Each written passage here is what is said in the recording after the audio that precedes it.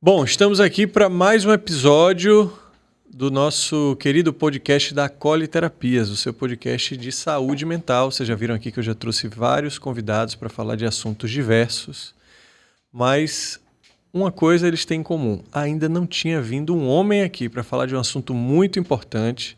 E eu trouxe uma pessoa que é meu amigo pessoal, mas também que tem muita experiência nesse lugar, já tem uma carreira longa aí em terapia, e eu acho que ele vai poder ajudar principalmente você, mulher, que me pergunta tanto aí nas redes sociais: Sami, como é que eu faço para botar esses homens no projeto de autoconhecimento? Toda vez que você tira foto das suas vivências, só tem mulher. Realmente, majoritariamente. Posso dizer que mais de 95% dos meus clientes são mulheres. As mulheres amadurecem mais cedo, o homem amadurece mais tarde, mas eu acho que a conta chega para todo mundo. E a gente está aqui para que possa ajudar para essa conta não ficar impagável quando chegar, né? Como a gente aprendeu lá nas aulas de geografia, que a dívida externa do Brasil era impagável e aquilo desanimava muito. E quando a terapia pode até bater, dar uns tapas na cara, mas ela bate muito mais leve que a vida. Então, terapia no final é vida, terapia ajuda demais. Então, dou muito valor a você que está aqui assistindo mais um episódio, que gosta desse assunto. Esse assunto para mim é o assunto da minha vida. Eu vivo disso já há 8 anos e quero fomentar ainda mais para que as pessoas vão fazer esse investimento, onde eu costumo dizer que é o IPTU existencial. O imposto que a gente precisa pagar para morar dentro da gente. A gente investe muitos milhares de reais para morar num lugar fora da gente, né? O IPTU, inclusive, da cidade que eu estou aqui, é absurdo. E a gente faz muita conta para morar dentro da gente. Por isso você vê mendigos morando em palácios. Eu já reformei muito prédio aqui em Salvador, muito apartamento, e entrava em apartamentos duplex, com piscina até na sala, e o que eu mais via ali emocionalmente era tristeza. E isso eu vejo desde que eu era garoto. Eu tinha uma empresa de reforma e frequentava muitos lares aqui, né? É difícil a gente ir no lar de outra pessoa. E eu, que adoro histórias, tive a chance de ser pago para reformar a casa de alguém, e eu tinha que estar lá dentro e acaba vivendo. Por isso que eu nunca desejei muito ter aquilo tudo. Até hoje sou uma pessoa que nunca investiu, por exemplo, em ter um apartamento, mas investi muito em morar aonde eu vou me levar para o resto da vida, que é dentro desse corpo aqui, dentro dessa cabeça. Então, nisso aí eu investi muito. E já morei em muitos lugares aí fora, mas já morei, por exemplo, 3 vezes no mesmo lugar. E nas 3 vezes foi diferente, porque eu não estava igual. Teve vezes que eu estava muito mal, triste, e o lugar foi uma porcaria. E tive a chance de voltar para esse lugar e ver que o estado emocional é que comanda, né? O que você acha, o que você opina, o que você conclui de determinado lugar externo. É o interior que vai fazer a diferença. Sem mais delongas, agora eu vou chamar aqui o meu convidado. Pedro Valente está aqui comigo. Obrigado por ter vindo, meu amigo. Queria que você se apresentasse um pouquinho e dizer um pouco do que você me disse. Falei, mas você já fez terapia, né? Antes de eu chamar ele, ele falou, só 37 anos. Obrigado por ter vindo. Bom, primeiro, obrigado você, né? Obrigado você, porque é sempre muito legal nossos encontros aí, não são de hoje, né? Já tem tanto tempo que a gente se conhece, mas é sempre legal sentar e conversar com você. Bom, quando eu falei com você da terapia, né, não foi nem 37 anos, eu falei que eu comecei com 8, né? Porque eu não tinha conseguido nem fazer essa conta ainda. Mas eu faço terapia desde os 8 anos de idade. Década de 80, numa época em que não era muito comum a terapia como é hoje, né?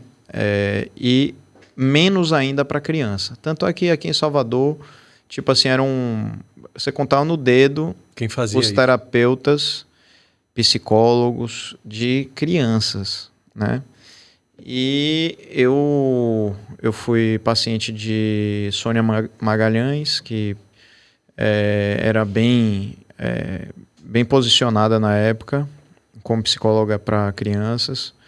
E foi fruto da separação de meus pais, né? Meus pais se separaram e rapidamente, né, eu tive a sorte que me colocaram num consultório.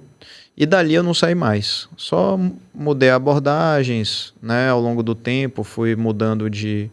Às vezes, né, a terapia chega um momento que parece que você começa a dar muita volta em torno do próprio rabo, né? E aí você começa a sentir uma necessidade de mudança. Você fala, porra, eu já revisitei toda essa história aqui, de todas as abordagens possíveis e imagináveis, em várias perspectivas. E aí eu saía, alguém virava para mim e falava, você conhece tal abordagem? Aí daí ia Pedro atrás. Mas eu acho que o mais importante, cara, é que eu em nenhum momento, porque naquela época, década de 80, início dos anos 90, quando as pessoas sabiam, né, eu ainda criança ou adolescente, vamos jogar bola hoje. Pô, não dá porque eu tenho terapia. Terapia? Como assim você tá doente e tal? Não sei o que. Isso é coisa de maluco. Tinha um tabu. Você ouvia isso? Não, eu via, normal. Mas eu acho que a minha sorte é que eu não ligava para isso. Mas quando alguém ouvia eu falando terapia, não falava nada, depois me chamava de canto e falava assim, pô, você faz terapia, eu também faço. Mas não tinha coragem de falar, Legal. sabe? Então eu acho que esse tabu masculino, ele começa cedo, bem cedo. Bem cedo. Você começou por incentivo dos seus pais que imediatamente que viram essa desconfiguração da família, já tinham esse tipo de premissa? Cara, não exatamente. Como foram foi meus isso? irmãos. Ah, foi? Porque, como você Sim. sabe, meus irmãos, eles têm uma diferença... grande de idade. Grande, né? Então, coisa de... Tem irmão meu que tem 20 anos de diferença. Então, era pequeno, eles já eram adultos, jovens adultos, e aí se preocuparam comigo, que era o mais novinho, e aí Queria me sentir botaram, mais, né? E aí procuraram saber para onde eu poderia ir e tal. Fui. Me lembro que no início eu fiquei resistente, porque eu acho que eu sempre fui um cara muito analítico, então a psicóloga pediu para eu fazer um desenho. Aí eu sabia que eu estava sendo analisado, eu tentava, sabe, forjar ou fazer alguma coisa. E aí eu me lembro que a primeira vez assim que teve um impacto muito grande a terapia, isso é engraçado, tô me lembrando disso aqui agora, foi quando eu desenhei uma ilha e com um coqueiro só e um caranguejo e uma estrela do mar, tipo isso. E o mar. Aí você vai falar assim, pô, bicho, por que você desenhou isso? Rapaz, eu tinha uma facilidade de desenhar coqueiro. Eu desenhava coqueiro com facilidade. Aí eu fui desenhar coqueiro, desenhei uma ilha e tal. Aí ela chamou meus pais para conversar. E minha mãe, que não tinha muito, assim... Não tinha muito papas na língua, ela falou para mim assim... Aí ela chegou para mim e revelou, né? Porque você desenhou uma ilha, isso significou solidão e tal. E meio que foi uma coisa meio assim, me dando uma chamada, né? Tipo, se você tá se sentindo só, por quê? Né? E aquilo eu não gostei, assim. Foi uma experiência negativa dentro da terapia. Porque não era nada disso que você estava pensando? Não, podia ser. Mas tipo assim, é muito... Para uma criança, velho, quando você tem a consciência de que você está sendo muito analisado, não é uma experiência tão boa. Invasivo, né? É, invasivo. É tipo assim, a pessoa tentando entrar em sua mente, né? Quando você cresce, aí quando eu fiquei adolescente, a terapia passou a fazer mais sentido para mim. Porque eu já tinha maturidade para entender o quanto aquilo transformava a minha vida. Uhum. Então, eu já tinha as questões de adolescente, de autoafirmação. Que não são poucas, né? Não são poucas, né? É uma época realmente difícil. Eu era um menino muito magro, tinha uma autoestima muito baixa, sofria bullying, como todo mundo naquela época. E aí aquilo... eu usava a terapia como uma forma de me fortalecer, né? Realmente eu percebia que havia benefícios. E aí vem, primeiro relacionamento sério, tal. E em nenhum momento eu deixei de ter a terapia ali do meu lado como um bom amigo. Um aliado, né? Um aliado, teve vezes que, inclusive, eu confundi o psicólogo com um amigo. Uhum. E depois entendi que o amigo não era o psicólogo, era a terapia em si, né? E por várias situações da minha vida, aqui minha vida dá uma novela mexicana, Eu sempre contei com o consultório. E você pensava assim, quando você estava num problema na escola, ou com nota, ou com bullying, você pensava assim, de tarde eu vou amanhã e eu vou poder conversar com ele para arrumar isso aqui. Pensava nisso? Pensava. Porque como eu não tive, eu ia para dentro do meu quarto. Sim. E eu não tinha com quem falar. Porque eu olhava na minha casa e falava, não confio em ninguém aqui para dizer. Uhum. E ninguém nunca pensou em me colocar. Na verdade, eu fui para uma pessoa, até a doutora Kátia Godinho, não sei se você conhece, daqui Não. de Salvador. E eu lembro que ela começou a me fazer várias perguntas. Só que eram perguntas tipo assim, quem foi que fez o primeiro voo sobre o Atlântico? Eu tinha 14 anos. Aí depois ela falava uma sequência de números, mandava eu dizer o contrário. Aí eu dizia. Aí depois eu fui para casa. Aí minha mãe falou, uma semana depois ela falou, a psicóloga disse que você não precisa de terapia não, porque você é muito inteligente, que você tá tirando nota baixa por descaração mesmo. Eu falei, então ela me botou lá por causa de nota, porque é o que importa para ela. Mas eu tô com outros problemas que ela não sabe. Eu fiquei 2 anos na escola, voltando escoltado sem ela saber, porque pessoas queriam me bater lá. Aí um dia ela viu várias pessoas com pedaço de pau na mão, taco de beisebol, pedaço de paralelepípedo. Aí chegou na hora do almoço, ela falou assim, nossa, o mundo tá tão violento. A gente no almoço. Você acredita que tem um bocado de menino lá, da idade de Samizinho, pra bater em outro, na porta de uma escola? Que absurdo, gente. Coitada dessa mãe. A mãe era ela. Que loucura, velho. Tá entendendo? E você aprontava o quê, rapaz, pra essa galera? Cara, me meti com uma mulher que tinha namorado e eu não sabia. Basicamente era isso. E o namorado da mulher era marginal. Aí temos Igual um a problema. filme de Sessão da Tarde, Te Pego Lá Fora, lembra disso? Claro. É tipo aquilo. É. Morrendo de medo de... E por que você não dividia essa questão? Porra, cara, mas ele agora tá me entrevistando, pai. Não. Eu não sei Rapaz, se ele tá porque- sendo entrevistador ou terapeuta agora. Não, porque eu acho que, assim, eu tive que encontrar um pouco o meu caminho e acho que a terapia me ajudou muito nesse sentido, porque minha família tinha um DNA entre todos eles, como se fosse o seguinte, era uma lei do silêncio.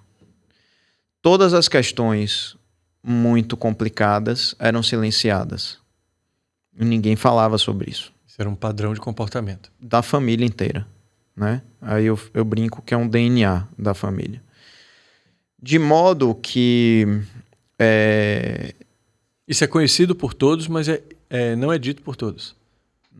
é conhecido por todos hoje, e apenas minha irmã mais nova, a Lívia, que você conhece, somos os que tentamos quebrar esse padrão. Denunciar, né? Dizer, bicho, isso aqui é um absurdo, é preciso ser falado, a gente precisa discutir isso aqui. Sim. Mas as pessoas preferem silenciar. Fingir que não acontece. E ao mesmo tempo, diante do silêncio, constroem muros uns diante dos outros. Tá. Por causa de não discutir temas importantes. Claro, Né? não cria intimidade, né? Exato. E esse muro vai subindo até o momento que fica intransponível. Então, essa visão que eu estou falando para você, para mim, só foi possível porque eu, desde o início, estava na terapia. Eu comecei a entender como é que eu posso dizer? Esse padrão de comportamento, sabe? Então, eu tive a opção, percebendo que aquilo era um verdadeiro absurdo, de refazer um pouco a minha história. Mas o que eu acho curioso é que eu vejo as gerações depois de mim, dentro da minha família, elas continuam Foram engolidas repetindo. pelo padrão. Elas continuam repetindo o padrão. A minha diferença para eles é que eu realmente fiz terapia a minha vida inteira e eles não, né? Mas é muito forte, velho, a gente ver nossos pais, né? O pai e a mãe fazendo algo e você não tomar aquilo como um padrão. Aí eu ainda tinha um agravante, que eram meus irmãos que tinham a idade de ser meus pais. Todo mundo era referência, né? Todos eram referência para mim. Então todos faziam a mesma coisa, eu ia atrás. Você é pequena, né, cara? Não tem como. Exato. Ontem eu atendi uma menina, até no Instagram mesmo, eu tô fazendo agora uma vez por semana. Quem tá com dúvida, eu falo, quer ser atendida ao vivo? Eu te direciono, ouço a sua história, e em troca, eu não te cobro nada, mas você vai expor a sua vida para outras pessoas. E ela me doa a história e eu dou a direção. E aí ela falou que isso aí. Ela tem 2 irmãos mais velhos, sendo que o último é 10 anos de diferença para ela. E ela falava que ela não se encontrava profissionalmente. E aí quando eu comecei a ouvir a história dela, ela criou negócios a partir do negócio da família, que era dos pais. Então, eles mexiam com gado, então ela abriu açougue, tipo isso. E nada dava certo.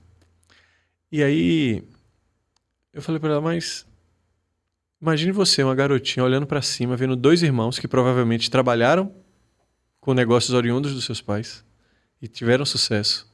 Você olha os seus pais tendo sucesso daquela maneira. Não precisa ninguém falar nada para você fazer o que todo mundo fez. É tipo assim, um casal de médico tem 2 filhos. Ninguém precisa pedir, mas ele vai fazer vestibular de medicina. É uma área que a gente chama de desconhecida. Tá dentro da cultura e você só é absorvido por isso aí. E talvez a terapia que você está me dizendo te fez sair de um padrão de comportamento para criar o que fazia sentido para você fazer, né? Que era se comunicar sobre coisas que acabaram se tornando fáceis porque você praticava dentro de um... Praticamente, você quando faz terapia, você perde o tabu, né? Às vezes eu contava coisas na minha terapia que depois que eu contava, quando eu ia contar para alguém, já não era tão difícil, porque eu quebrei o gelo lá dentro, né? Que aquele lugar é um lugar de não julgamento, que raramente ou quase nunca você encontra por aí, né? Mas aí eu acho que esse talvez seja o grande... Você tocou aí no ponto que eu acho que é fundamental. Por que que os homens têm tanta resistência à terapia? É porque muitas vezes... porque a terapia te coloca, de alguma maneira, do avesso. Te apresenta de uma forma vulnerável. Você precisa conhecer esse lado vulnerável para poder sair de dentro do consultório mais fortalecido, né? Então, se deparar com esses seus fantasmas, com esse seu lado oculto, causa um incômodo. Mas o homem, eu acho que ele tem uma questão ainda maior dentro de si, um ego, talvez que a mulher não tenha tanto. E ele tem medo daquelas histórias que ele vai dividir ali serem vazadas. Ou do próprio julgamento do profissional. Tem mais dificuldade de confiar. Exatamente, do que a mulher, entendeu? A mulher, ela se entende como um ser vulnerável que todos nós somos. O homem não quer fazer o papel do super-herói. E para ele é muito difícil se desconstruir. E a mulher não, a mulher aceita a nossa realidade, vai, se desnuda em busca de sair melhor dali, mais evoluída. E aí pronto, e não tem limite para isso. Mas por que você acha que ele quer se fazer de super-herói? O homem? Cara, aí eu vou dizer para você, velho, que a minha opinião é que é multifatorial. É desde cultural até hormonal. Antropológico. Mas também hormonal. Sim. O homem tem essa coisa de querer dominar, de querer conquistar. 20 vezes mais testosterona que a mulher. Exato. Né? Então eu acho que é multifatorial. E você acha que a mulher gosta de um homem vulnerável? Eu acho que tem algumas personalidades femininas que sim. Porque, veja... Inclusive buscam caras assim. A mulher, majoritariamente, busca segurança num relacionamento amoroso, por exemplo. E quando ela vê uma vulnerabilidade, isso abala a segurança dela, de algum modo. Então, assim, seja vulnerável, mas só até a página 3, 4. Você já viu um episódio de Friends que o Bruce Willis vai? Não. Não sei se você lembra disso. Cara, é super interessante. Eu acho que eu sou uma das poucas criaturas da face da Terra... Não me diga isso. ...que não curto Friends. Você vê Big Brother e não vê Friends? Eu não acredito. Ô, Billy. Que escolha Friends, de roxo é esse? Friends, não.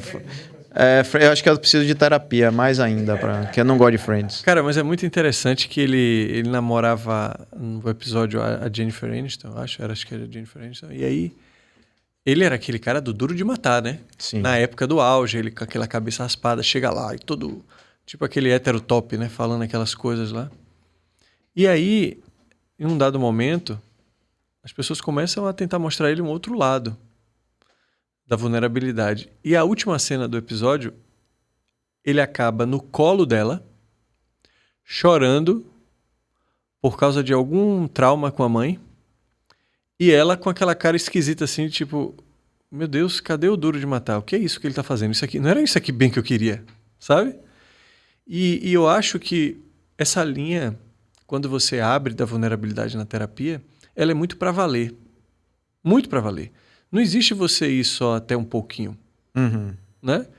Quando você abre esse canal, eu já falei várias vezes na internet sobre coisas que eu já falei na terapia.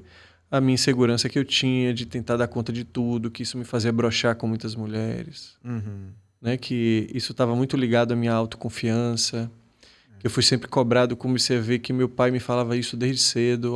Meu pai teve um casamento com 3 filhas mulheres, nunca teve um homem. Quando chega um homem, ele bota o mesmo nome que dele. Eu via, você tem que passar na federal, seu pai tá ruim de grana. Fulano de tal perdeu de ano, você não pode perder, não decepcione seus pais.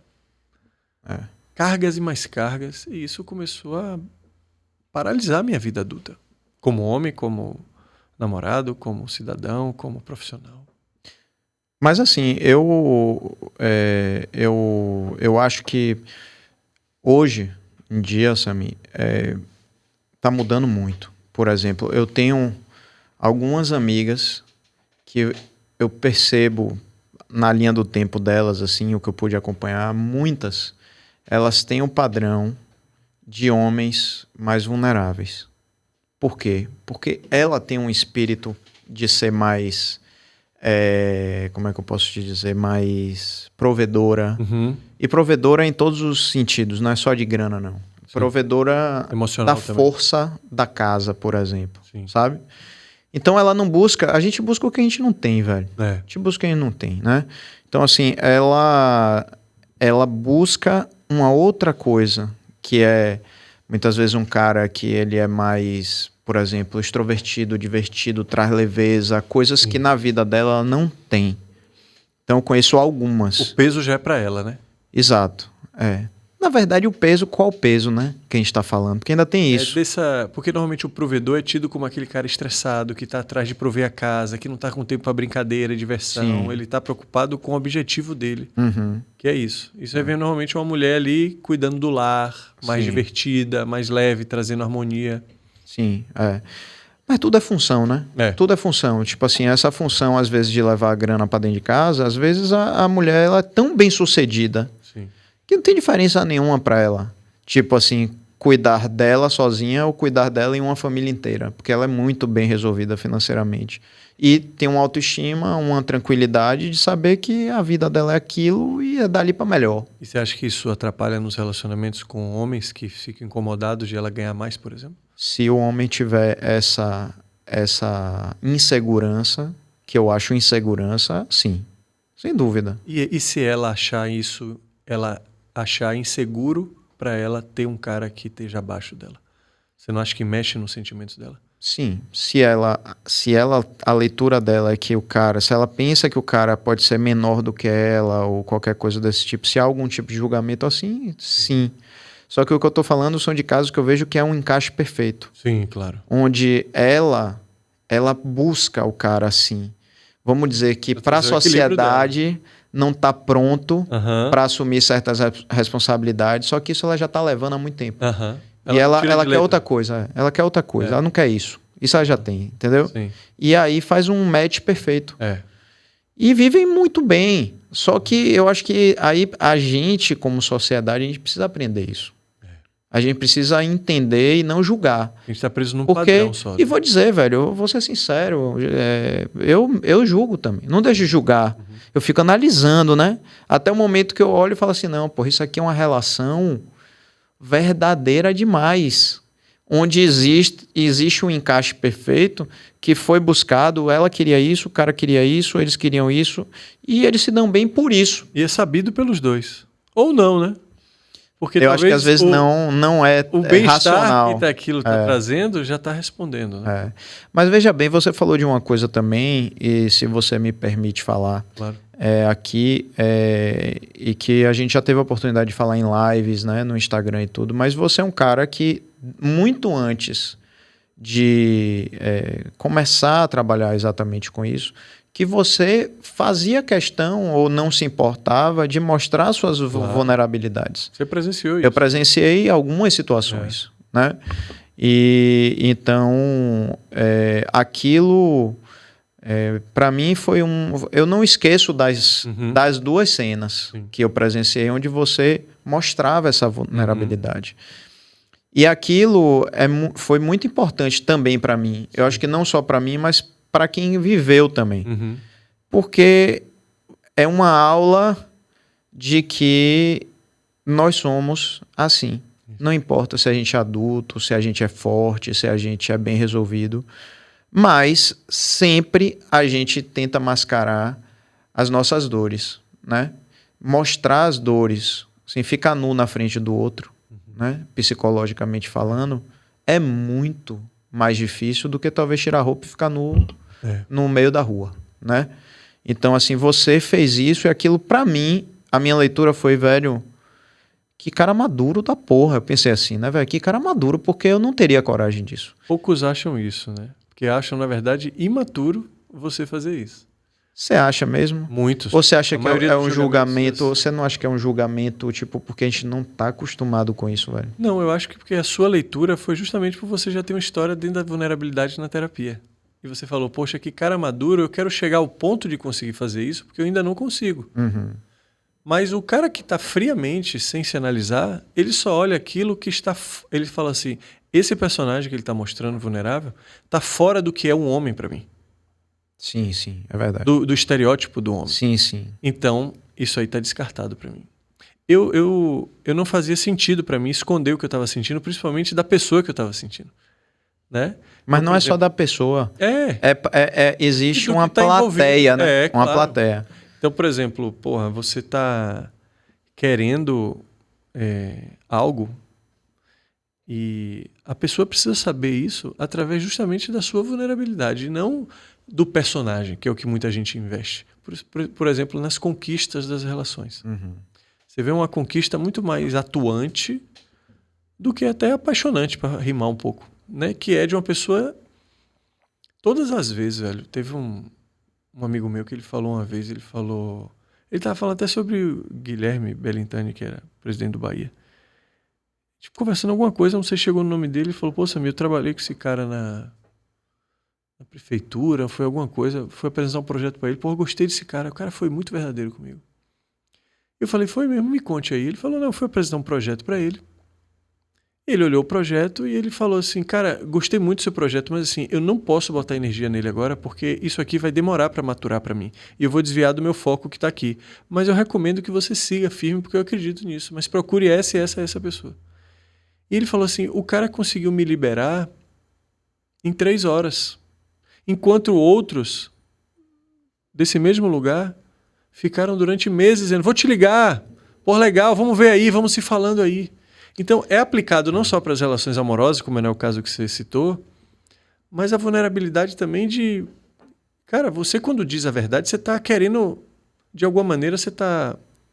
O outro, meu amigo, poderia olhar aquilo. Porra, que cara é esse? Não fiz com tanto carinho, né? O outro vai se culpabilizar e vai dizer que o outro não deu valor a ele. Então, as pessoas acabam preferindo não dizer o que realmente pensam, o que sentem. Mas eu sempre olhava essas pessoas como algo admirável. A gente quer se tornar aquilo que a gente admira. Né? Que nem os filmes de Sessão da Tarde. Eu nunca gostava de ser o fortão, porque ele acabava sem a garota e acabava ridicularizado na escola. E o cara que era o frágilzinho ali, meio bobão, conseguia a garota e no final saía como popular. Mas a gente insiste em ser um fortão. Mas eu acho que isso é realmente muito cultural, mas eu vejo essa mudança acontecendo a olhos vistos, assim, sabe? A cada ano que passa, velho, eu vejo mais e mais isso acontecer. A gente desconstruir determinados padrões, sabe? Agora, sobre isso ainda de se desnudar, né? Sabe Peu Maron? Peu Maron é um sobrinho de Luciana Maron, que é minha amiga e irmã, você conhece. E ele nasceu cego, Eu sei. ele é autista. E a filha de Lu nasceu. E foi a primeira filha de Lu. Então ela era a tia e ela dava uma atenção, dava não, continua dando uma atenção muito grande. É que hoje eu moro em Brasília, né? Uhum. E Lu engravidou aos 40 anos de idade. E nasceu Lia, que todos nós somos muito apaixonados por Lia, né? Que é que você fica às vezes... Às vezes vai lá pra casa e tal. E Peu, por ser autista, ele fala sobre as emoções dele, né? Assim, sem filtro, sem medo de julgamento. Então, ele não chega perto de Lia e ele chega e fala assim: eu tô com ciúme, eu não tô gostando dessa sensação, eu tô com ciúme. Aí, corta a cena e vai pra gente, né? Aí você tá numa relação e a pessoa faz alguma coisa que te deixa com ciúme. Aí alguém vira pra você e fala assim, um amigo de repente: pô, tá com ciúme. Eu não, tô com ciúme nenhum. Primeira coisa que você faz é o quê, velho? Você joga uma capa em cima de você, né? Você nega, ao invés de você dizer. Então a primeira vez que eu vi... E você agride também, muitas vezes. Muitas vezes, exato. Mas a primeira vez que eu vi alguém chegar e dizer assim: opa, eu não tô gostando disso que tá acontecendo comigo, eu tô tendo ciúme, eu não quero ter, mas eu estou tendo. Brother, se a gente pudesse ser um pouquinho assim, imagine quanto de problema a gente não ia evitar na vida. Por exemplo, eu falar alguma coisa com você, né? Outro dia mesmo você fez isso comigo, eu até te agradeço. Falei: pô, velho, eu tentei falar com você e você não me atende, velho. Foi. Né? Você não me atende, porra, não faço não, gosto tanto de você. Porra, é uma forma que você falou de um jeito extremamente educado, mas falou assim: você tá pisando na bola. E a gente não costuma fazer isso. A gente faz o seguinte... A gente guarda muito também, né? Guarda. Quando solta... É a história do copo d'água, velho. É a gota que faltava para poder transbordar o copo. Então a gente vive desses transbordos. E mesmo sendo muito terapeutizado, graças a Deus tive essa oportunidade, porque, enfim, a terapia é um investimento. E tive também eu tive também uma sorte muito grande de ter terapeutas que, em muitos momentos da minha vida, quando apertou de grana, o cara disse: não, velho, é o seguinte, vamos renegociar aqui. Então diz assim: não, vai, depois a gente compensa de alguma forma. E não me deixaram sair da terapia, né?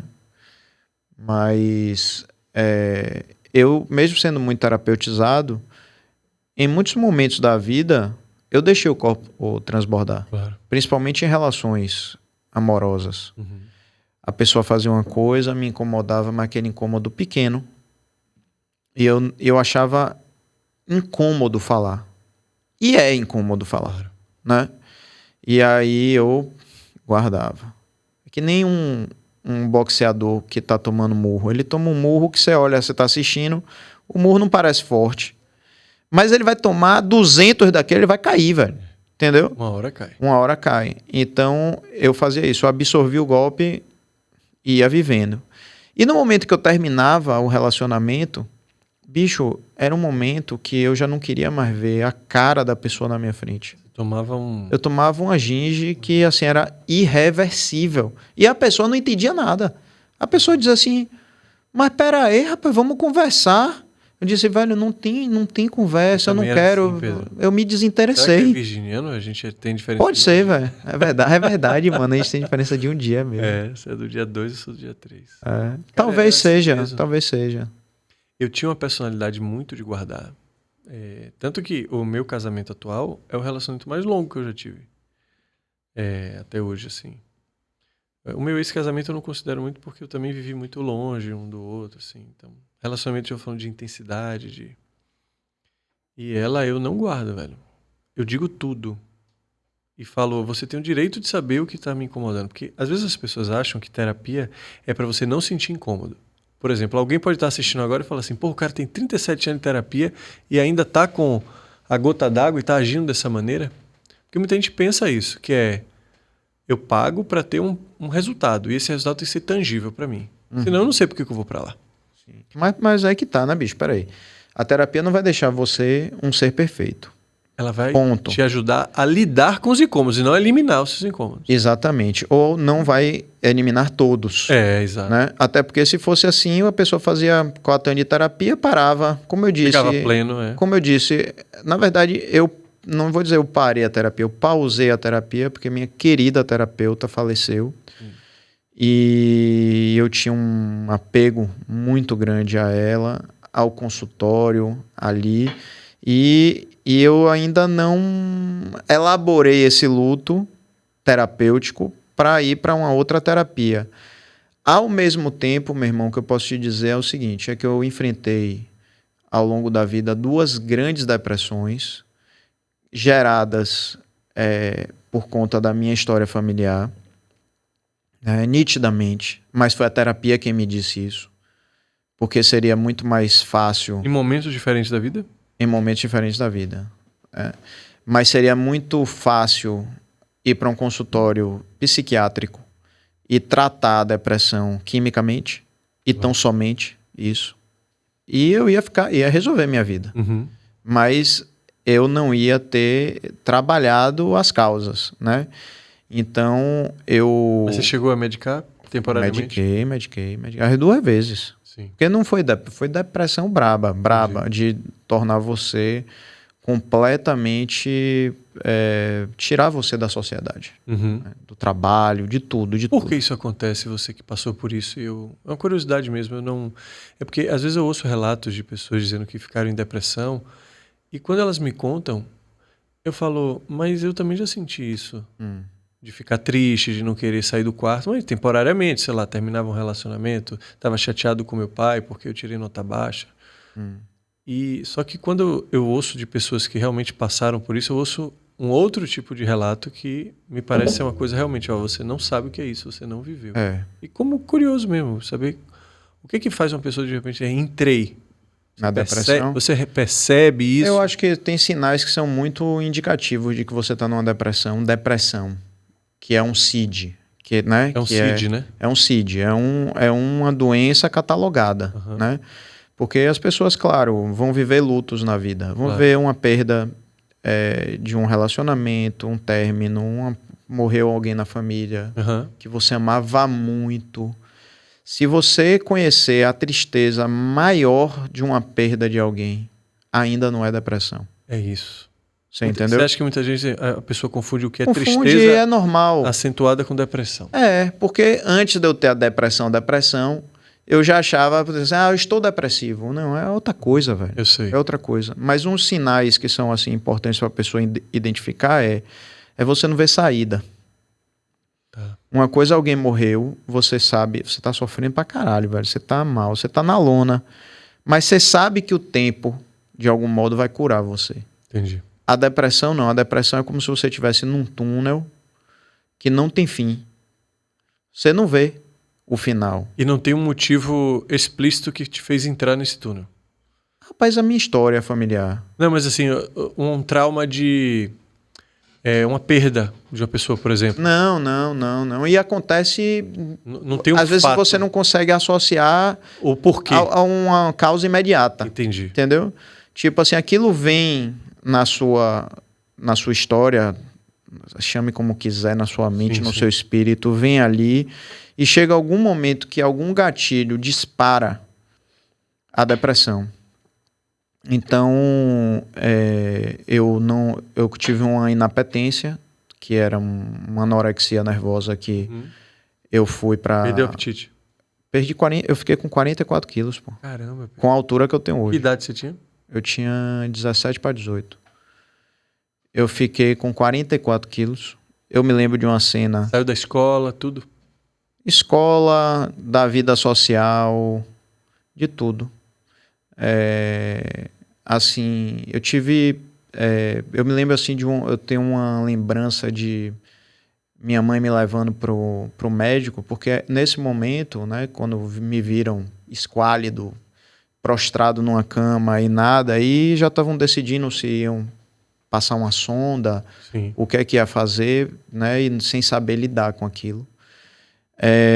Eu me lembro de minha mãe me levar no médico, que eu fui em trocentos, e botar o cinto de segurança e não poder usar o cinto de segurança, porque me machucava. Caramba. Né? O cinto... Sim. Eu vi que é aquele peito de pombo, mano, sei. eu fiquei aquela cena horrorosa que você vê quando a pessoa passa fome, né? Uhum. E tanto que, velho, eu acabei com todas as fotos próximas dessa época. Próximas. Porque é um processo, né? Você não fica com 44 quilos da noite pro dia. Claro. Então você vai, tem o buraco, o ponto mais baixo do buraco, e depois tem o parte que você sai. Nessa margem aí eu acabei com todas as minhas fotos, que eu não consigo olhar. Certo? Você consegue mensurar quanto tempo levou isso do início até o final? Se a gente falar do olho do furacão, que você tem a certeza que você vai morrer, velho. Assim, não resta dúvida nenhuma. É mesmo? Eu acho que 4 meses, 3 meses, 4 meses aí. Tipo assim, de pensamentos de... Que eu acho que é a semente de um suicida, sabe? Sim. Você pensar assim, eu quero sumir. Quer dizer assim, eu quero ter um interruptor que eu desligue e que eu suma. Esse é a semente do pensamento de um suicida. Claro. É a semente. Daí você dá o segundo passo, terceiro, quarto, quinto, é outra história, certo? E como é que vê luz depois de um lugar tão escuro desse? Meu irmão, eu vou dizer um negócio a você. Eu fiz um grande intensivo em tantas frentes, né? E isso eu preciso agradecer a minha família que não... Você estava também determinado a sair disso junto com eles? Cara, eu queria muito, mas não tinha força pra nada, velho. Era como se eu tivesse corrido uma maratona todos os dias, entendeu? Eu não conseguia sair da cama. Então, mas eu encontrei pessoas, amigos. Por exemplo, Daniel Reis foi um cara fundamental, porque a mãe dele, que foi minha última terapeuta, já era uma pessoa diferente. Era uma pessoa com... Então, por exemplo, ela me acolheu adolescente quando eu tava nisso, e ela ainda nem era terapeuta. Olha como a vida é louca. Ah, não? Não, ela é médica, né? Ela era médica. Ah, ela foi para esse lado depois. Ela foi bem depois. Ela cansou da medicina e foi para a parte de terapia. Entendi. Que certo? Legal. Em Junguiana. Mas ela, meu filho, vem cá, vamos conversar e papapá. Até para me levar para tomar banho de folha, ela fez. Fez de tudo comigo, sabe? Além disso, a medicina tradicional, cruzou meu caminho um mestre de yoga, onde eu aprendi a respirar, onde eu aprendi a meditar, a limpar minha mente.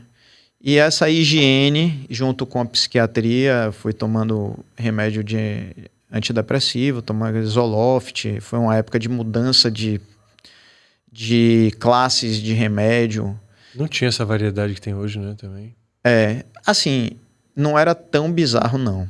Como já foi no passado, né? Já tinha... Foi a primeira geração desses novos que já mudaram de nome, mas o Zoloft é um mais antigo, mas funcionou. Por exemplo, o remédio já me deu uma coisa, porque a depressão, você vai entrando numa espiral. Então, eu não comia, eu emagrecia. Eu achava que eu ia morrer. Eu achava que ia morrer, deprimia mais. Aí eu me olhava no espelho, eu via uma caveira, praticamente, aí aquilo me deprimia mais ainda. E aí é uma coisa puxando a outra. E uma coisa foi muito importante no remédio, porque me devolveu o apetite. Depois de 7 dias tomando remédio, né? Porque o remédio de depressão ainda tem essa questão. Ele precisa impregnar. Fome. Não, ele precisa impregnar. Você não toma hoje você já se sente melhor. Então ele tem que impregnar no corpo. E leva de 7 a 15 dias. Pelo menos naquela época, não sei como é hoje. E o meu, com 7 dias, eu me lembro de conseguir botar uma banana, meia banana na boca, e aquilo foi uma vitória. Foi uma vitória. Eu não conseguia comer, velho. Não conseguia. Travou. Aí também levou um outro ciclo, né? Porque você começa a comer... Aí você começa aí comendo, no dia seguinte já tinha uma carninha moída, aí já fui... Aí eu já ia sentindo um pouco mais forte, porque tava me alimentando. E aí eu já conseguia ir pra terapia, eu conseguia falar mais. E aí fui indo, aí fui saindo do buraco, velho.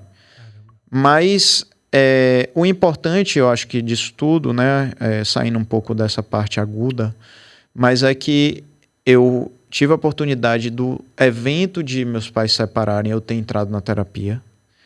Atravessei a vida toda. Na juventude tem um episódio de depressão. Obviamente não largo a terapia. Sigo na terapia. E quando me sinto bem da primeira depressão, isso aos 17, 18 anos, certo? Saio fortalecido, retomo uma vida normal e não abandono a terapia. Uhum. Aí, aos 29, mais ou menos, eu tenho o segundo episódio. Mais brando, no sentido de que eu não emagreci, mas me tornei improdutivo. Improdutivo. Quando eu digo improdutivo, eu já trabalhava e tive que largar o trabalho, porque eu não conseguia. Quando eu te conheci, eu acho. Talvez, né? 29 anos, por aí. E aí, só que, velho, aí ao mesmo tempo, a primeira depressão foi uma grande escola e eu já sabia lidar um pouco mais com aquilo. Sabia onde estava, para onde aquilo estava me levando e pude agir mais rápido, sabe? Entendi. E pude me tratar de forma mais cuidadosa do que a primeira vez. Uhum. Então, quando eu venci a segunda depressão, também usei remédio. E não há demérito nenhum, e é importante dizer isso. Porque muita gente tem preconceito com remédio. O que você poderia dizer? Cara, o que eu posso dizer é que é o seguinte: é a boia de salvação que vai te botar de novo dentro de um barco. Entendeu? É uma boia que você tá morrendo afogado, fazendo uma analogia meio grotesca, mas sim. E a boia de salvação, você se agarra, ela vai te levar para dentro do barco, pro bote. Esse bote vai permitir você arremar até a costa. Sim. É isso, é mais ou menos isso. Então, quem toma remédio para depressão ou para qualquer outra questão psiquiátrica não é doido. Sabe? Isso para mim não faz nenhum sentido. E a medicina evoluiu tanto para isso também, né? Exato. Claro que a gente também não pode simplesmente achar que vai resolver todas as questões existenciais da gente com remédio, é isso que eu estou dizendo. E eu também tive a sorte de ter terapeutas que diziam assim para mim: bicho, tá na hora de você tomar remédio. Entendi.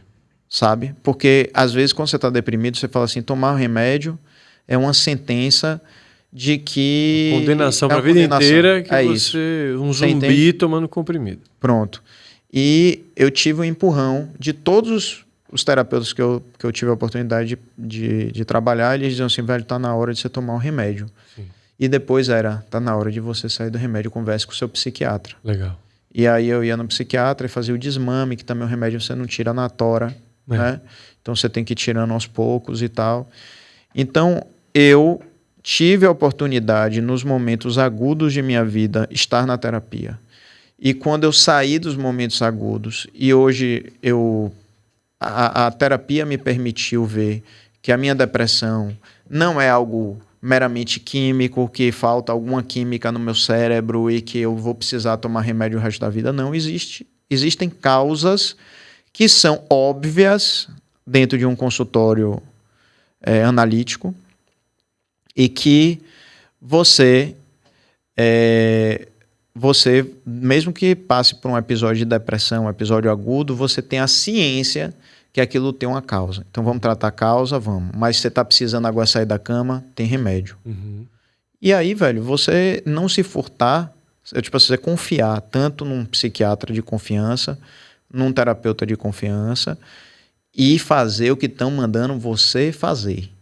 Não é da sua cabeça. Não é da sua cabeça. Você tem que confiar. Confiar nos profissionais, né? Essa história de vou pro Google, vou ver e vou olhar os efeitos colaterais e que isso e que aquilo, irmão, não faça. Só vai te afastar. Confie, véio, só confie, faça. Porque deu certo comigo de uma forma que, assim, é curioso até. Porque essa semana passada uma amiga me mandou uma mensagem desesperada que o filho adolescente estava numa depressão profunda. Tá numa depressão profunda. E ela me ligou. Pedro, o que você pode me dizer? Eu estou desesperado, eu estou com medo do que pode acontecer com meu filho. Bom, eu não sou terapeuta, eu não sou psiquiatra, nada disso. Mas a minha experiência contou de alguma forma para que ela me ligasse, Claro. né? E o que eu disse para ela foi exatamente isso. Eu disse, ó, fulana, se você não está sentindo confiança no profissional ou nos profissionais que estão cuidando do seu filho, mude. Mude.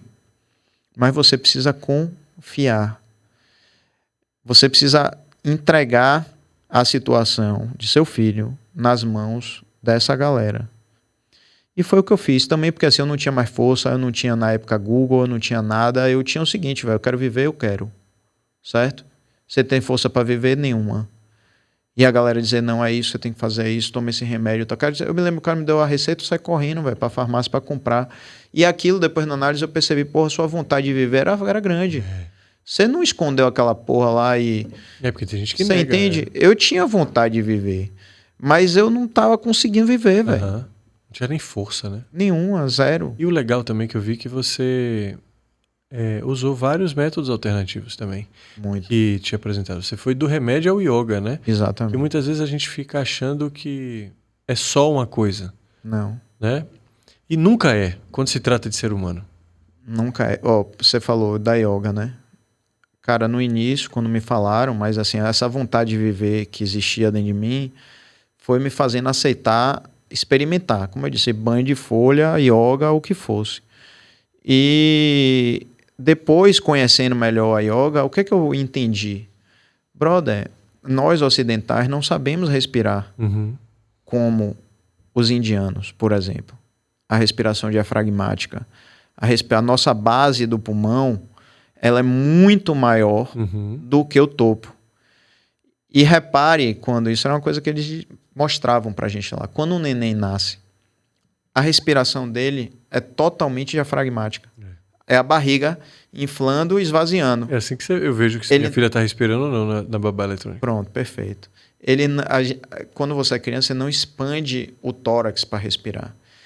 Nós, ocidentais, ao longo da vida, a gente começa só a respirar com tórax. Então, repare que muitas vezes a gente faz o quê? Suspira. Tá faltando oxigênio. É curta, né? É curta a respiração. Com exercícios de respiração, eu fui reoxigenando meu corpo, levando oxigênio para meu cérebro de forma sistemática e diária, certo? De modo que, seja na crise da ansiedade, ou no momento que você nem está em crise, mas que você está se sentindo com baixa vitalidade, eu deitava, respirava, fazia os exercícios de respiração por 10 minutos. Velho, parecia que voltava a correr sangue no meu corpo. Parecia isso, sabe assim?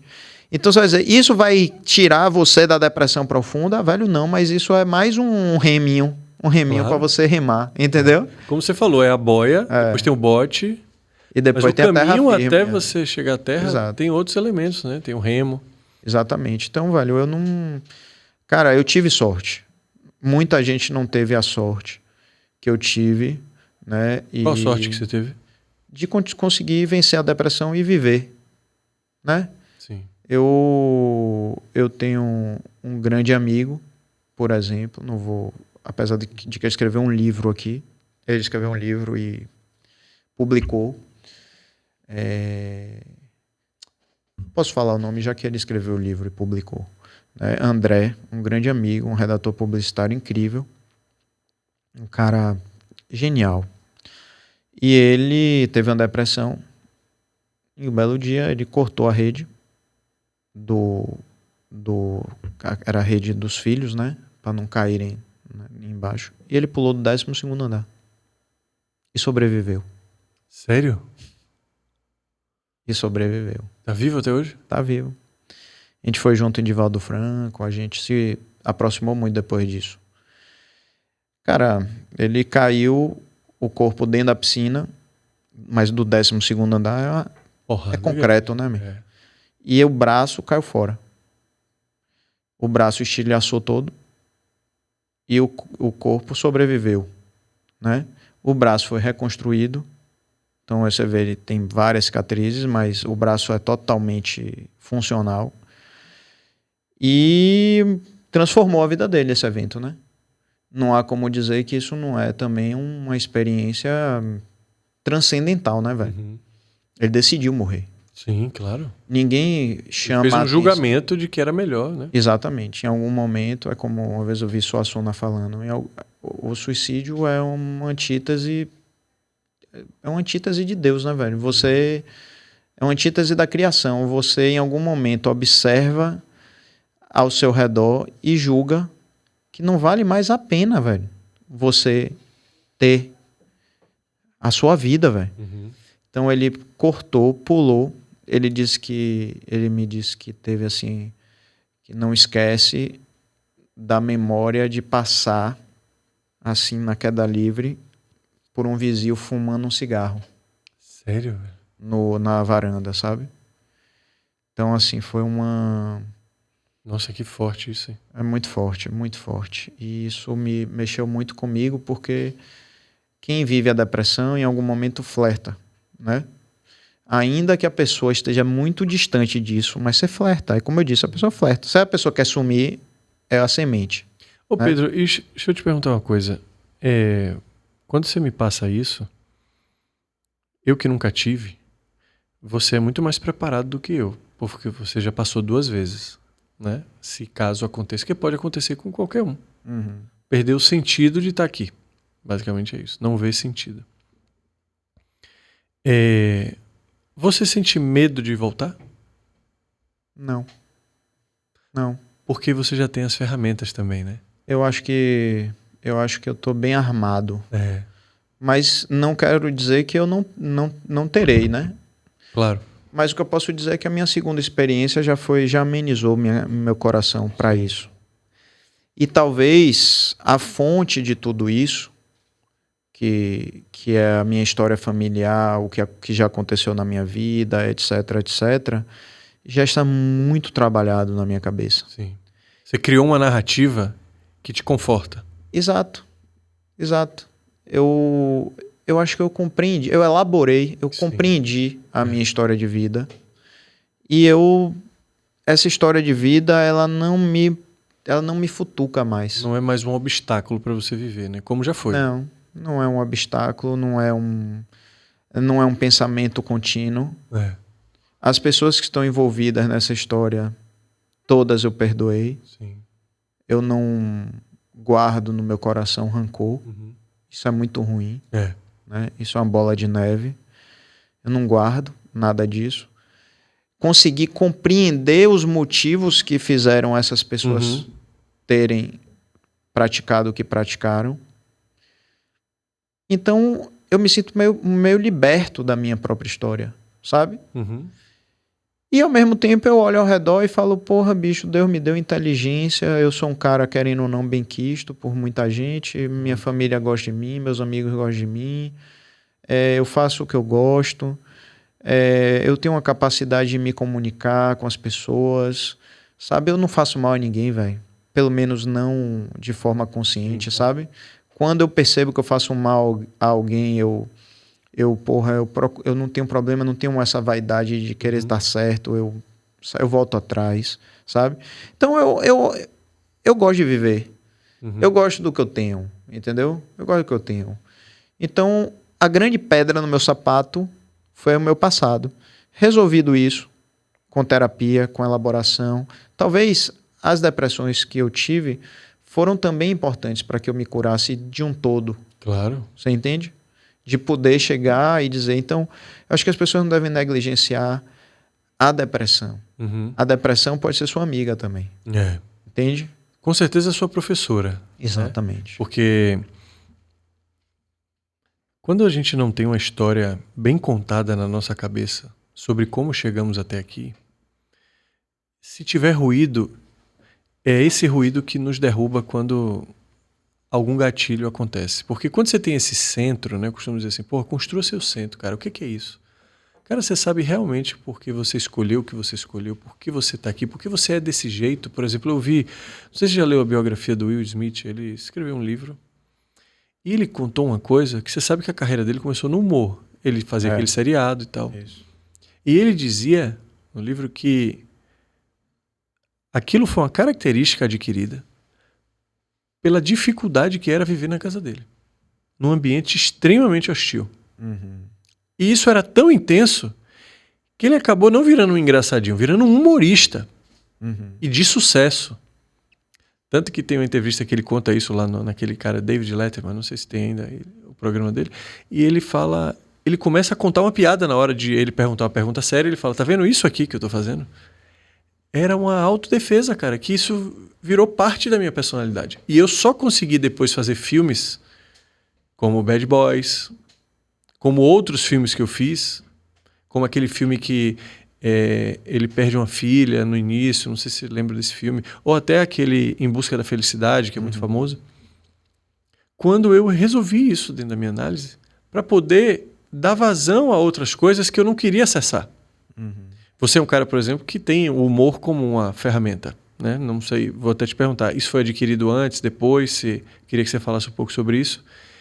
E também o seu contato com a sua espiritualidade, né? Porque são ferramentas que a gente acaba adquirindo para sustentar a gente em determinados lugares. Bom, primeiro sobre humor, eu acho que faz parte da minha personalidade. Eu acho que eu nunca me escondi atrás do humor, não. Sabe? Eu acho que desde pequeno, desde muito novo, eu me lembro que as coisas lúdicas me interessavam. Então, desde o Disque Piada, não sei se você lembra disso. Lembra disso? Safe, Maria. Não me lembro se era 131, não me lembro se ligava e eu via a piada, né? 137 aí, ó. Cabardioso sabe. Esse aí, era nacional, cara? Não sei se era nacional, era Ari Toledo para Disque Piada. Ari Toledo. Não era esse? Ari Toledo para Disque Piada. Não sei o que. E aí, então, eu acho que não. Nunca me escondi atrás do humor e eu acho que eu também, quando as pessoas dizem assim, você é humorista, né, por causa do meu Instagram. Eu não me considero humorista. Eu também não. Veja bem, eu faço humor, faço. Mas tanto é que a descrição do meu Instagram é assim, às vezes falo sério, às vezes brinco. Eu acho ótimo essa discussão. Às vezes falo sério brincando, né? Então eu acho que é o que eu gosto de fazer. Eu gosto de fazer as pessoas pensarem, seja através do humor ou seja através de falar sério. É uma ferramenta de acessar alguém, né? E a questão da espiritualidade, né? Recentemente, quer dizer, tem um ano mais ou menos, que a gente, no meu Instagram, eu fiz o Setembro Amarelo, que era... eu quis atacar justamente as 3 frentes em lives diferentes, em dias alternados. As 3 frentes que me tiraram da depressão, que eu considero que me tiraram da depressão. Com um psicólogo, que eu fiz com o Dr. Marcelo Veras. Sim. Que foi meu terapeuta por 15, 20 anos. Fiz com... Eu agora não lembro o nome de um psiquiatra muito bacana, um cara jovem. Ou seja, as 3 coisas. Terapia, psiquiatria e, por último, espiritualidade. Eu fiz com Emilson Pial, que foi meu padrinho no espiritismo. O cara que, quando minha mãe faleceu... há 5 anos, vai fazer 5 anos agora. Eu nunca pensei em... Eu achava meio maluquice o espiritismo, sendo sincero. Né? Mas eu fui bater num centro espírita. Eu acho que eu sempre digo que eu entrei no espiritismo pela porta mais comum, que é o luto. Como o espiritismo fala do intercâmbio de almas, na comunicação com os espíritos, que é possível uma comunicação, eu fui buscar uma comunicação. Queria saber como minha mãe estava, onde ela estava, alguma mensagem, quem sabe, né? E entrei na Casa do Caminho. Mas, antes disso, porque a minha mãe faleceu há 5 anos, mas minha depressão é bem antes. Vamos voltar atrás, né? Na época, velho, eu ganhei uma Bíblia, li o Novo Testamento todo, de trás para frente, de frente para trás, e me apaixonei por Jesus Cristo. Na verdade, pela forma, assim, por tantos ensinamentos evoluídos, né? E aquilo foi me dando fé, foi me mostrando o sentido da vida e como era valioso viver, né? Então, imagine como isso é forte para alguém que está deprimido. Né? Você fala assim, rapaz, eu não estou só. Não tô só, né? Eu tenho aqui ao meu lado Jesus, porra, do meu melhor amigo. Uhum. Eu vou vencer e, velho, eu vou... E isso era um alicerce fortíssimo. Então, a espiritualidade foi muito importante. De católico, eu virei espírita quando minha mãe faleceu. Só que eu cheguei, cara, na Casa do Caminho e, velho, a galera cuidou de mim, bicho. Eu cheguei lá querendo uma comunicação e eu fiquei... Quanto foi, meu Deus? 12 ou 16 semanas em tratamento. Toda semana eu ia lá e fazia um tratamento. Quando terminou e que eu me senti muito melhor, né? Porque, como eu disse, o luto é uma amostra grátis da depressão, certo? É uma amostra grátis. E eu precisava sair daquilo. Estava me incomodando muito. E aí, quando eu saio da última semana de tratamento que eu me sinto bem, eu queria... Porque eles me davam as essências, eles me davam as leituras, eles me davam os passes, eles faziam cirurgia espiritual, tudo. E no final, eu quis pagar, né? Você não achava como pagar. Não havia pagamento. Eu perguntava para um voluntário, para outro, como é que eu queria pagar, eu queria... Retribuir. Né? Retribuir, pronto. Isso. Não, se você quiser traga 1 quilo de alimento, tal, papapá. E aí eu simplesmente acabei entrando nos cursos da Casa do Caminho, o curso de iniciação à doutrina espírita. Depois eu fiz o curso de doutrinadores e o acolhimento, que era para você trabalhar na casa. São as etapas de... Então, no caso da espiritualidade, além de ser a força de você, uma força invisível, a fé e tudo mais, ainda tem um propósito. Que você tem, eles te dão a oportunidade de você servir ao outro, como eles serviram a mim quando eu cheguei em desespero. E são muitas pessoas que chegam em desespero, entende? E o dinheiro ia acabar eliminando isso, né? Porque você falava, já retribuí. Vou embora. Mas ele fala... É verdade. Nem pensei nisso. E aí, velho, só pra alongar um pouco mais essa resposta, o que é que... Aí é de fé, galera. Aí é de fé. Essa hoje é a minha fé, né? Quem sabe, pode ser que um dia eu mude. Mas a minha fé espírita, o espiritismo, ele espicha a sua linha da existência de uma forma infinita. E isso, para mim, é tudo. Porque eu percebo que meus problemas, o que aconteceu que me magoou no meu passado... É ínfimo, né? Meu irmão, não é nem um grão de areia no deserto do Saara. Porque a minha existência pregressa a isso e futura, isso não representa nada. Esse eu acho que é o principal ganho das religiões e da fé. Exato. É você aumentar a sua percepção da sua existência. Pronto, é isso. Eu acho que as pessoas, infelizmente, focam muito nas ideias. E fé não é um conjunto de ideias, é um conjunto de força.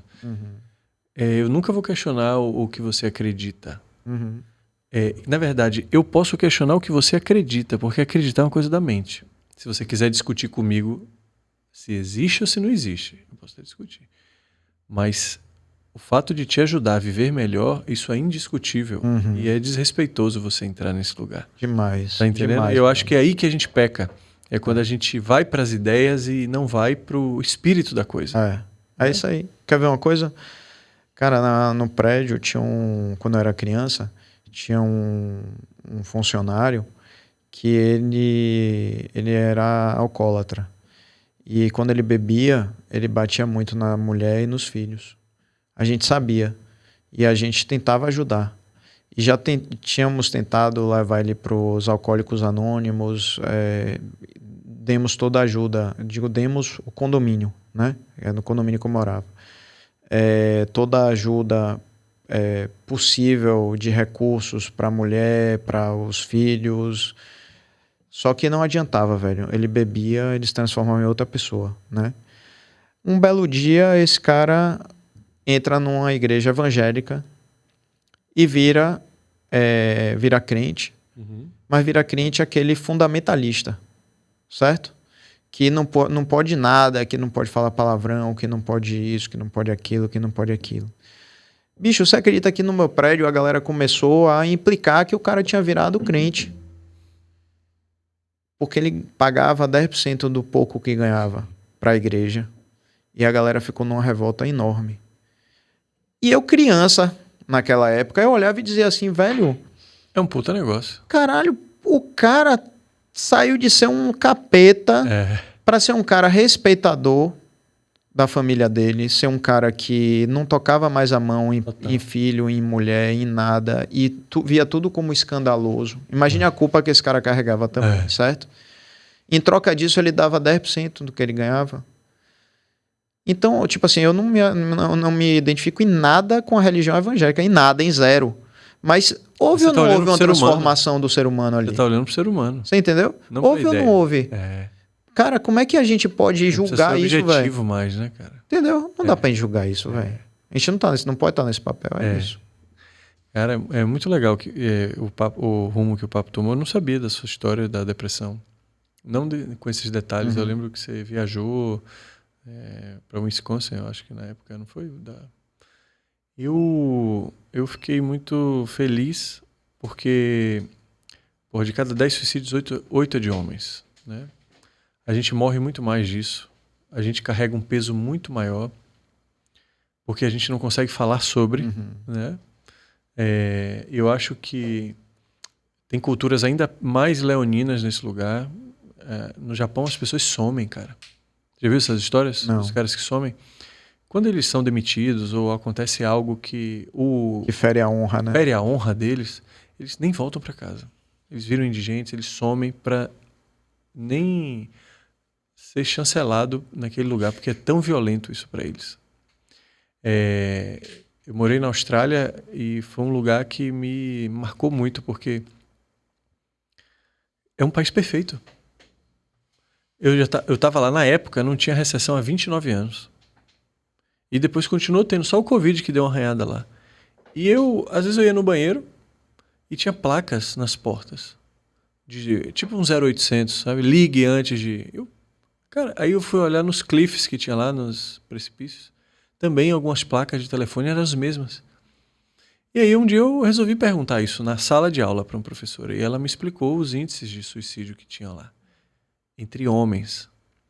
E acabei conhecendo um filmmaker que foi o cara que me ensinou a fotografar, a filmar, um diretor, o Jonathan, um cara fantástico. Ele falou, Samir, a gente vive num lugar tão perfeito que a gente é como os americanos. A gente acha que qualquer lugar fora daqui é inseguro. Então, quando vê um país desse que só tem 25 milhões de habitantes, que é quase do tamanho do seu, a gente fala, vou sair daqui para quê? Aqui tem inverno, aqui tem verão, aqui tem praia, aqui tem esqui.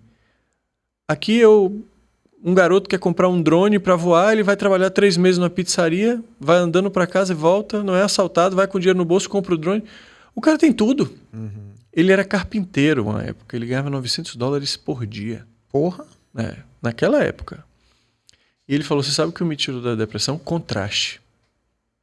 Eu não quis nem saber, eu fiz a coisa mais clichê do mundo, eu fui para a África.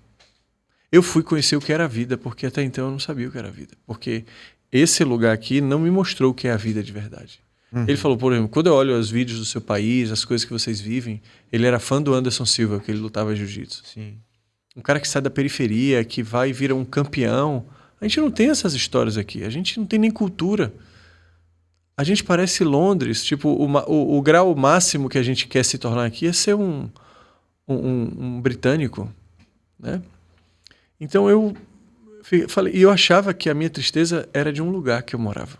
Que eu era muito crítico do Brasil. Eu achava, eu estou assim porque o trânsito aqui é assim, porque aqui é perigoso, porque aqui não tem lazer, porque aqui as pessoas passam a perna um no outro. Eu morei no Rio de Janeiro e tal. E eu fui para o lugar perfeito. Eu escolhi esse lugar por isso. E as pessoas lá estavam desse jeito. Eu falei, meu Deus, eu ainda preciso saber realmente o que é a vida aqui. E eu preciso ouvir essas pessoas. E aí ele me apresentou um cara. Olha que história interessante. A gente foi... Aí ele era filmmaker, ele gostava de contar histórias. E aí ele falou, Samir, tem um cara aqui conhecido como Anjo. E todo mundo chama ele de Anjo de alguma coisa. Anjo do bairro tal. A história dele é o seguinte, ele já teve depressão. E ele já tentou suicídio. Então ele sabia o cheiro do suicídio, ele sabia as atitudes que os caras tinham. Então ele morava em frente a um cliff. E lá na Austrália tem muitos. Tinha os prédios, tinha a rua, tinha o passeio, o jardim e o cliff. E ele morava, que é o lugar... O despenhadeiro, O né? despenhadeiro, é. E aí ele ficava olhando da varanda e ele via às vezes uma pessoa fazendo a mesma coisa que ele fazia. Ele ia namorar o lugar para planejar. Olha que coisa. E aí ele olhava aquela pessoa um dia, aí ele ficava na varanda, ele já era aposentado, ele via a pessoa no outro dia. Quando ele via a pessoa de novo, ele tinha uma oportunidade, ele descia e ele ia lá conversar com a pessoa e chamava a pessoa para tomar um café na casa dele. E ele contava a história dele, somente isso.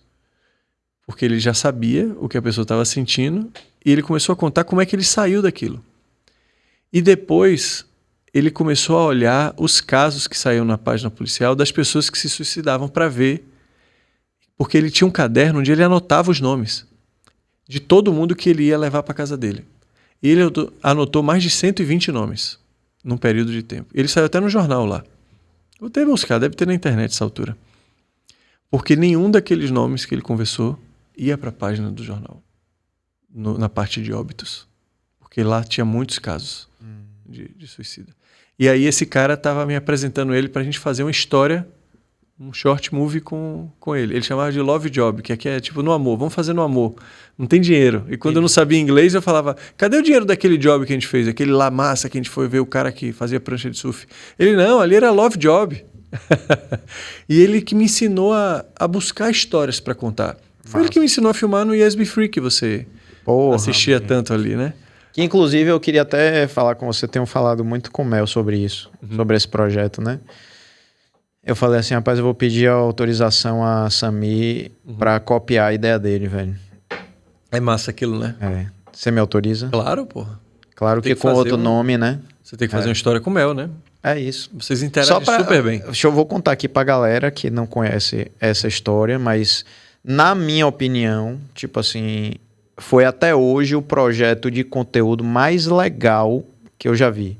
Eu não sou um cara que acompanha o dia a dia de ninguém, tipo novelinha, não tenho paciência pra isso. Apesar de fazer a minha, mas eu não acompanho ninguém. E às vezes tenho essas crises de pensar, pô, será que a galera tá meio assim? Não é possível, porque assim, né, tô tomando café, tô almoçando, não sei o quê. Aquilo eu fico pensando, pô, por que a galera assiste isso? Mas assiste, e eu não assisto. Mas o seu, que era o ESB Free, viu, galera, que é o seguinte, ele tava com a... Era noiva ou era esposa? Esposa mesmo. Ex-esposa dele, na Austrália, e eles dividiam o mesmo Instagram, de forma que eles se comunicavam através do Instagram. Então, um fazia um story, né, falando, vou chegar atrasado, amor, vou chegar atrasado porque tem um acidente aqui na pista. Aí ela fazia um story dizendo, não, tudo bem, eu tô aqui terminando o trabalho ainda, tal, não sei o quê. Então era como se fosse a página de vocês do WhatsApp, só que dividido para todo mundo, né? E ainda assim, com toda a magia de vocês estarem em outro país, em outras profissões. Vivendo uma aventura, né? Uma aventura, fazendo uma volta ao mundo. E aí eu falei, porra, a ideia de Samir, velho, vamos fazer isso, vamos criar um outro Instagram e fazer essa novelinha onde a gente só, por exemplo, você não pode me mandar mensagem no WhatsApp, você não pode me telefonar. Se você quiser falar comigo, você vai fazer um story. E eu vou responder no story. E aí a gente vai ser assim. Se quiser alguma coisa que não pode, vai ser pessoalmente. Claro. Se não for... Legal, cara. Ela pergunte a Samir se ele libera. Se Autorizada, ele viu? Aí, ó. Melina, tá vendo, Memel? Aí, ó. Vão honrar aí, fazer jus à ideia. Mas se você hoje tiver a ideia de repetir essa fórmula, eu não faço, não. Não faço, não. Já não tá mais nos meus Porque planos. foi um negócio genial. Bacana pra caramba. Cara, é isso, galera. Eu gostei muito. Cheguei aqui confiante de que seria um papo muito agregador, porque com você as coisas sempre fluíram assim também. E eu gosto da espontaneidade. Fiquei feliz de o papo ir para esse lugar. Ainda no podcast da Cole, também nos meus papos, a gente não tinha entrado nesse lugar, porque eu acabo trazendo muita coisa que eu vivi. Eu não vivi a depressão, né, por exemplo, que foi um grande pedaço aí do nosso papo.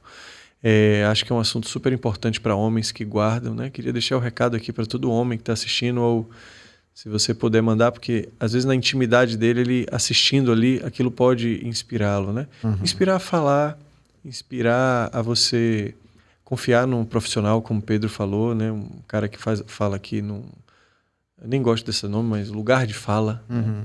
De que as coisas são possíveis quando você não vê saída, né? Porque talvez a gente simplesmente não...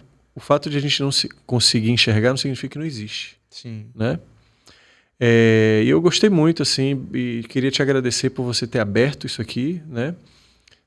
Aberto a sua intimidade também. E tenho certeza que ajudou muitas pessoas aí que podem... essa fala aqui, 1h20, pode ter salvado alguma vida, né? Alguém que decidiu de fazer diferente a partir de agora, né? Nós nascemos até no mês de setembro. Percebi agora, então, tem o Setembro Amarelo aí, que não estamos nesse mês de setembro aqui, mas pretendo aí com a Colhe Terapias fazer alguns eventos, né? No Janeiro Branco a gente quer fazer um evento do ano que vem presencial para os pacientes. Em setembro a gente pode pensar em outra coisa também, para marcar no calendário assuntos importantes que precisam ser falados, para a gente quebrar o padrão que, como você falou, existia na sua família, mas existe na sociedade.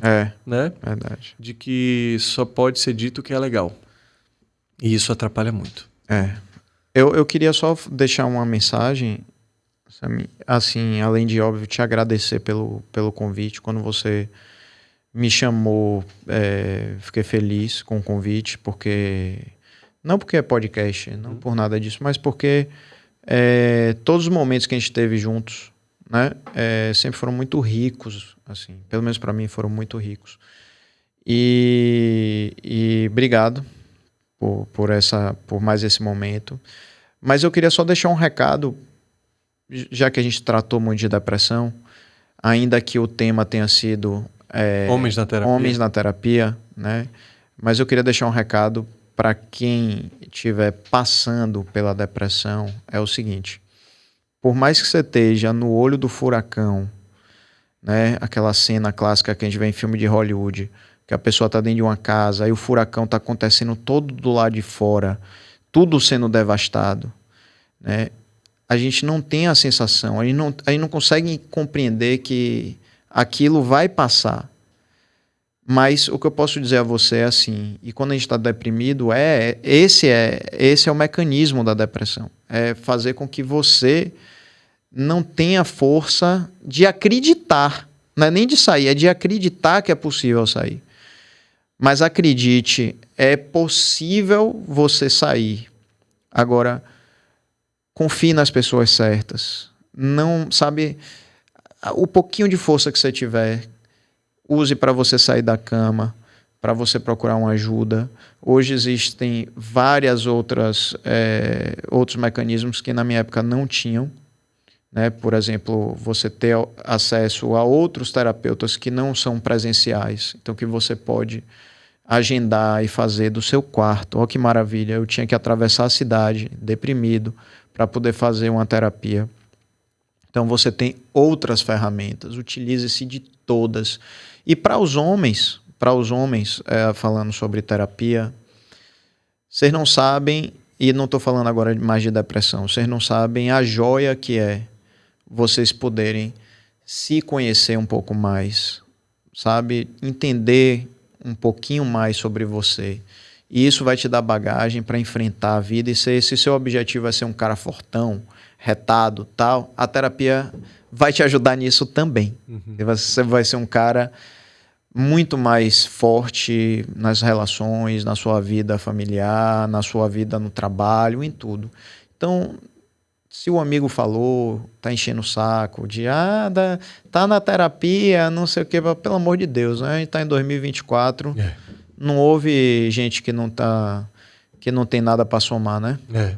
Tá na hora de a gente fazer esse processo seletivo, né? Essa limpeza também social nas nossas relações. No mundo que a gente está vendo hoje, não tem mais tempo a perder, cara, com coisa que não agrega. Passou da hora, né? Passou. Cara, muito obrigado. Valeu, Santos. Ô, meu irmão. Já esgotamos mais um assunto aí que a gente não tinha falado ainda. Galera, obrigado. Esse episódio está aí no ar. envia para alguém, comenta o que você achou, manda mensagem com qualquer dúvida. Estaremos ali, eu e minha equipe também, sempre tentando ajudar. E claro, escolhendo fazer terapia, procure a Colli Terapias. Temos hoje um corpo de profissionais enorme, bastante heterogêneos, pessoas mais maduras, pessoas mais jovens e tão competentes quanto, tem preços variados, terapia de família, de casal, terapia para patologias mais específicas, borderline, ansiedade, transtornos de ansiedade, transtornos depressivos também. A gente está aumentando o corpo baseado para atender todos e todas, tá bom? É isso, muito obrigado e até a próxima. Valeu, Cabas. Só tira